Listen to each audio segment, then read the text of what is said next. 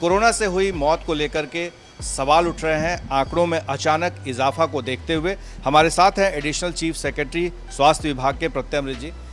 पहला सवाल ये है कि ये जो आंकड़े अचानक 73% बढ़ गए, इसको लेकर के तरह तरह की बातें हो रही है। इल्ज़ाम लग रहा है कि सरकार मौत के आंकड़ों को छिपा रही थी, मौत पर बाजीगरी हो रही थी। क्या सच्चाई है?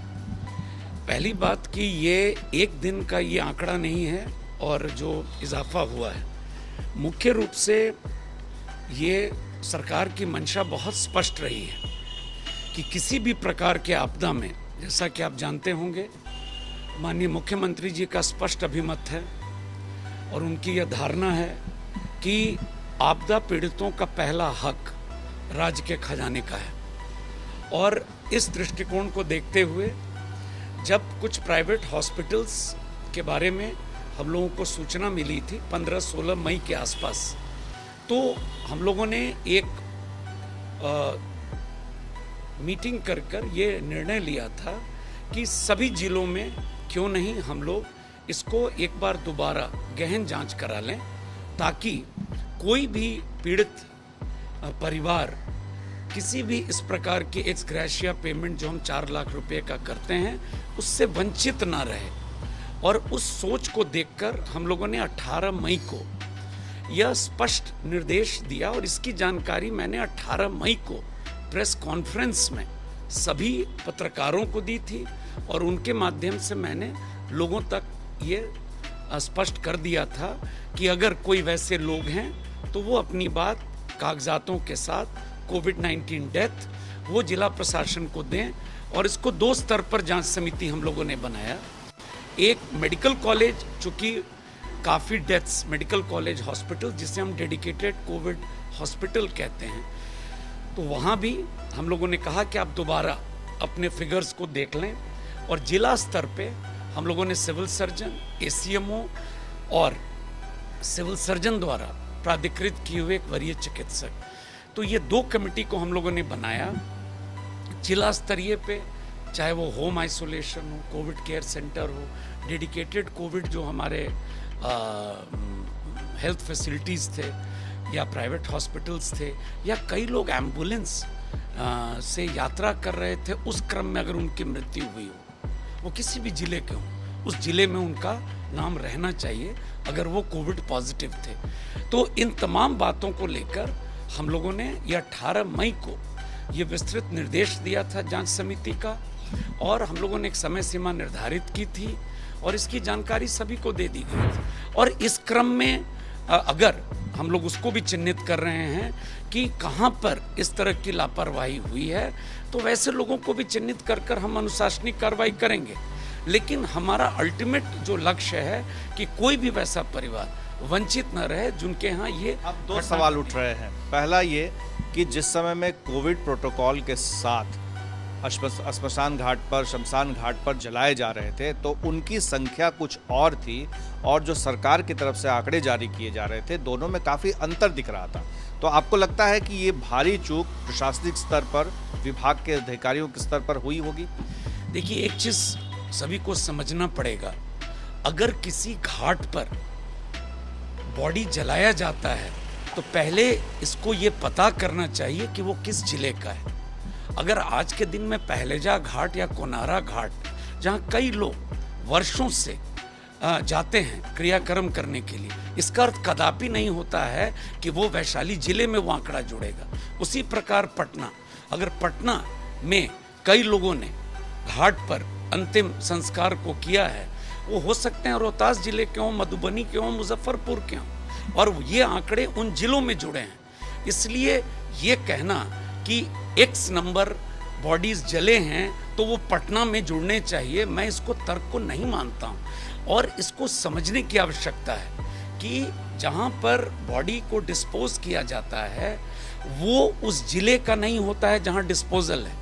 इसी प्रकार मैं एक चीज़ और स्पष्ट कर देता हूँ, अगर किसी मेडिकल कॉलेज अस्पताल में किसी की मृत्यु हुई है कोविड-19 से, एम्स पटना में उदाहरण के लिए, और वो व्यक्ति रोहतास जिला के रहने वाले थे, तो वो आंकड़ा पटना जिले का नहीं माना जाएगा, वो रोहतास जिले का माना जाएगा। इसलिए यह चीज़ को समझना पड़ेगा और ये मैं स्पष्ट कह रहा हूँ कि इसको भी देखकर जिला प्रशासन पटना ने अपने तरफ से भी सारे आकलन किए हैं और एक एक चीज़ को देखा गया है।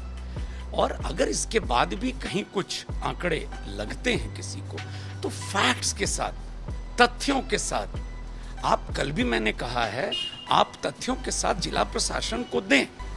लेकिन कोई भी इस प्रकार की बात भ्रामक कहने से इस समय में जहां लोग एक बहुत ही भयंकर त्रासदी से पूरा राज्य देश पार कर रहा है, अभी भी हम लोग गुजरे हैं, तो इसका असर विपरीत पड़ता है। आपका विभाग कैसे कोरोना के मौत को मान रहा है? उसके क्या क्या क्राइटेरिया हैं? किन किन आधार पर? क्या वो पॉजिटिव थे, सिर्फ वही है, या जो बाद में नेगेटिव हो गया फिर उनका डेथ हुआ?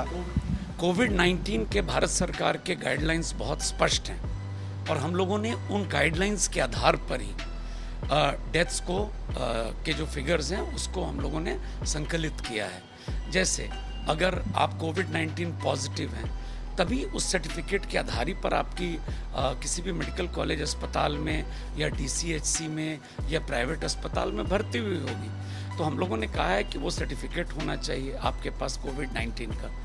कुछ ऐसे भी केसेस मिले, इसीलिए कई मामले में जो इजाफा हुआ है, कई लोग कोविड पॉजिटिव होकर एंट्री किए, 10 दिन के इलाज के बाद वो नेगेटिव हो गए, तो रिकॉर्ड में नेगेटिव लिखकर डिस्चार्ज किया गया है।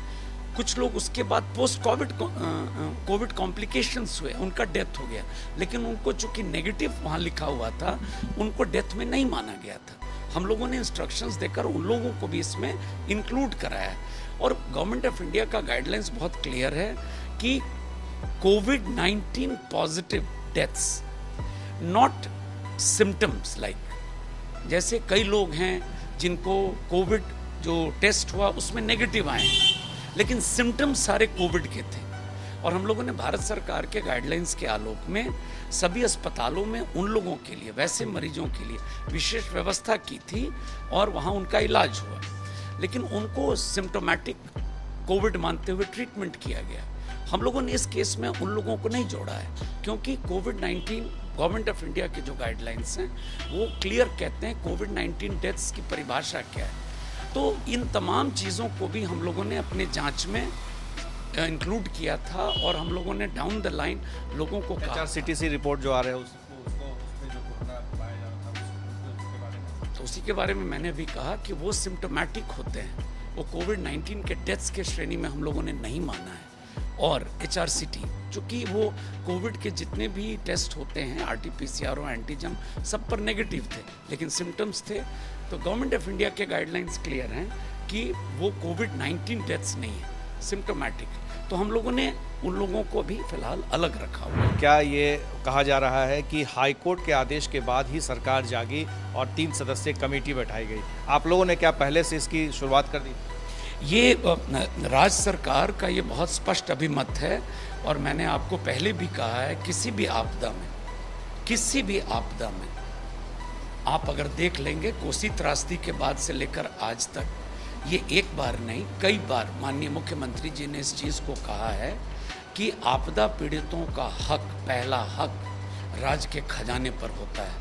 और जब समीक्षा हो रही थी और जब इस तरह की कुछ जानकारी मिल रही थी प्राइवेट हॉस्पिटल्स के बारे में, तब ये एक निर्णय लिया गया कि क्यों नहीं हम लोग 10 दिन, 12 दिन, 15 दिन लगे, लेकिन इस जांच को करा लें ताकि कोई भी परिवार वैसा वंचित ना रहे। धन्यवाद। साफ है कि जो कोविड पॉजिटिव से जिन लोगों की मौत हुई है, बाद में उनके बारे में जानकारी मिली और यही वजह रही कि उन्हें शामिल नहीं किया गया था पहले के आंकड़ों में। और जैसे जैसे आंकड़े बढ़ेंगे, बताएंगे मौत के आंकड़ों को लेकर के कि क्या यथास्थिति है।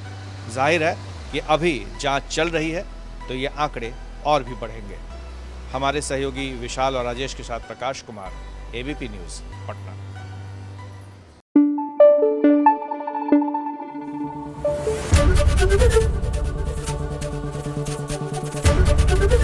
ABP न्यूज़ आपको रखे आगे।